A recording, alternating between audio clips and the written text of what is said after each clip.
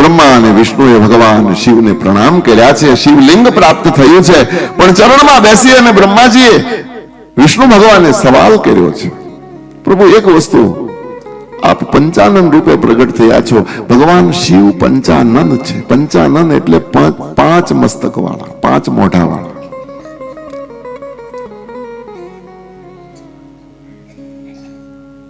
સર્ગાદિ પંચકૃત્યસ્ય લક્ષણ ગૃહિનો પ્રભુ. મહારાજ, આપ પાંચ મસ્તક ધારણ કરીને પ્રગટ થયા, તો આ પાંચ મસ્તકનો મહિમા શું છે અમારે એ સાંભળવો છે. પંચાનન કેમ કહેવાવ છો, આપ પંચાનન કેમ છો? અને એ વખતે ભગવાન શિવ પંચાનનની વ્યાખ્યા પોતે કરે છે. સૃષ્ટિ સ્થિતિ સંહાર તિરોભાવ અનુગ્રહ પંચેવમે જગત કૃત્ય નિત્યમ સિદ્ધ્યમ અચ્યુતો. પંચેવમે જગત કૃત્ય નિત્યમ સિદ્ધમ અચ્યુતો. સૃષ્ટિ સ્થિતિ સંહાર તિરોભાવ અનુગ્રહ, આ પાંચ ભગવાન શિવના પંચાનનના પાંચ મુખના પાંચ નામ છે. જરા ધ્યાનથી સાંભળજો, થોડું જ્ઞાન છે, સમજવા જેવું છે. ભગવાન શંકરના પંચાનન પાંચ મુખ, તો એ પાંચે પાંચ મુખના નામ, એમાં પહેલું સર્ગ, સ્થિતિ, સંહાર, તિરોભાવ, અનુગ્રહ. પહેલું મસ્તક, પહેલું મોઢું, એનું નામ છે સર્ગ. અને સર્ગ દ્વારા ભગવાન શંકર કહે કે આ સંસારને હું સચેત કરું છું, સર્ગથી આ સંસારને સર્જન કરું છું. સ્થિતિ દ્વારા બીજું મસ્તક જે છે એનાથી સ્થિર કરું છું, અને એનું પાલન અને પોષણ કરું છું, એની જાળવણી કરું છું, એને સંભાળ રાખું છું. ત્રીજું સંહાર, એના દ્વારા સંસારનો હું વિનાશ કરું છું. હું જ આ સંસારને ઉત્પન્ન કરું, હું જ આ સંસારને સંભાળું, અને હું જ પાછો આ સંસારને કર્માનુસાર ફળ આપું છું, એનો ઉદ્ધાર પણ કરું છું. એ આખો હિસાબ હું જ કરું છું. એ ત્રીજું મસ્તક છે મારું. અને તમે જો, મારો ને તમારો બધો હિસાબ ભગવાન શંકરની પાસે છે. આપણે જે કાંઈ કરીએ બધું એના ચોપડામાં લખાય છે, અને છેલ્લે હિસાબ આપણે આપવાનો કોને? શંકરને. સંહાર. અને એટલા માટે આપણે ત્યાં કવિઓ ગાય છે કે જીતના જી સકે ભાગ્ય में लिखा हो, માને છે. અને ઈ જે દિવસે માનતા બંધ થઈ જાય તેથી આપણા હગાવાલા ભેગા થાય.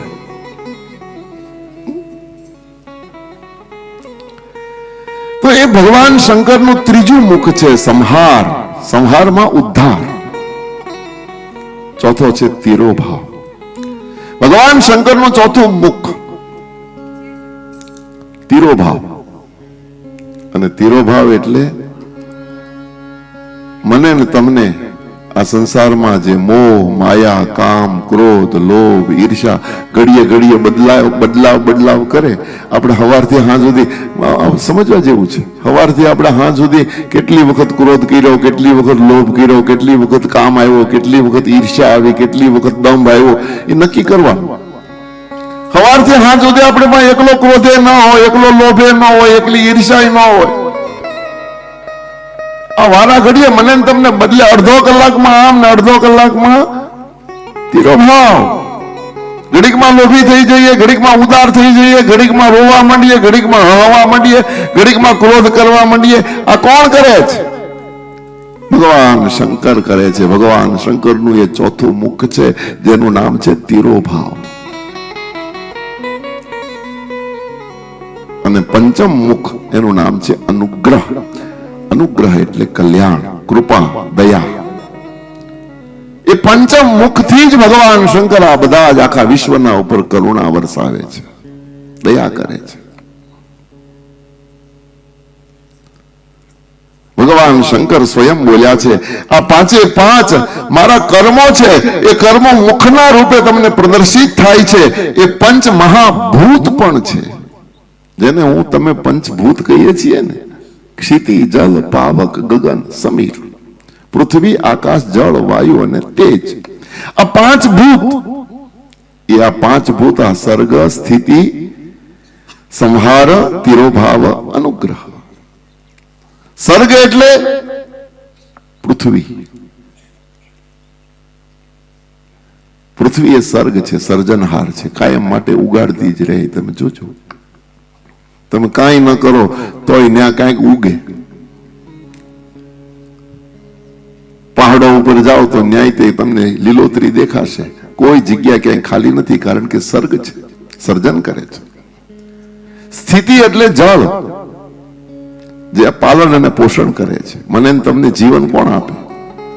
પૃથ્વીનું કામ ઉત્પન્ન કરવાનું, પણ જળનું કામ પોષણ કરવાનું. ભગવાન શંકર કહે કે સર્ગ એટલે પૃથ્વી, અને સ્થિતિ એટલે જળ, અને ત્રીજું સંહાર એટલે ઉદ્ધાર. અને સંહાર એ મારું અગ્નિમુખ છે.